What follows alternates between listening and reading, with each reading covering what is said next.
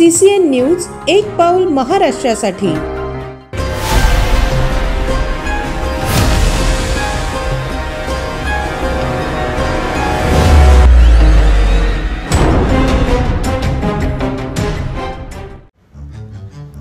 नगर परिषद निवडणुकीसाठी अर्ज दाखल करण्यासाठी अंतिम मुदत जवळ येत असताना आज 14 नोव्हेंबर रोजी उमेदवारांच्या नाव नोंदणीला मोठी गर्दी झाली। नगराध्यक्ष पदासाठी 1 नामनिर्देशन तर सदस्य पदाकरिता विविध प्रभागातून तब्बल 23 अर्ज दाखल झाले।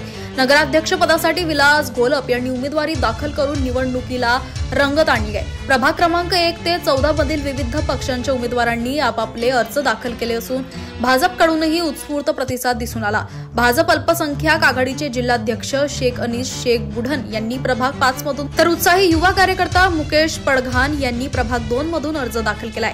आजच्या अर्ज दाखल प्रक्रियेमुळे नगर परिषद निवडणुकीची तापट हवा आणखी चढू लागली असून प्रत्येक प्रभागात स्पर्धा चुरशीची होण्याची चिन्हे स्पष्टपणे दिसू लागली आहे।